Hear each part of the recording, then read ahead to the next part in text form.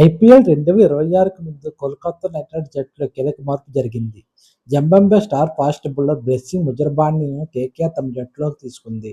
6 అడుగులు 8 అంగుళాల ఎత్తులో ఉన్న ఈ వేగవంతమైన బౌలర్ తన వేగం, బౌన్స్తో ప్రపంచ క్రికెట్లో ప్రత్యేక గుర్తింపు సాధించాడు. ఈ సీజన్లో Muzarabani Bangladesh fast bowler Mustafizur Rahman రీప్లేస్మెంట్గా కోల్కతా జట్టులో చేరాడు. గతంలో కేకేఆర్ ముస్తఫిజుర్ రెహమాన్ను 9.20 కోట్లకు కొనుగోలు చేసినప్పటికీ కొన్ని కారణాల వల్ల అతని కాంట్రాక్ట్ను రద్దు చేయాల్సి వచ్చింది. దీంతో ఖాళీ అయిన స్థానాన్ని భర్తీ చేయడానికి కోల్కతా నైట్ రైడర్స్ మేనేజ్మెంట్ ముజరబానీని ఎంపిక చేసుకుంది. ఇటీవల భారత్ మరియు శ్రీలంకలో జరిగిన టీ20 వరల్డ్ కప్లో ముజరబానీ అద్భుత ప్రదర్శన చేశాడు. కేవలం 6 మ్యాచ్ల్లోనే 13 వికెట్లు తీసుకుని టోర్నమెంట్లో టాప్ బౌలర్లలో ఒకరిగా నిలిచాడు.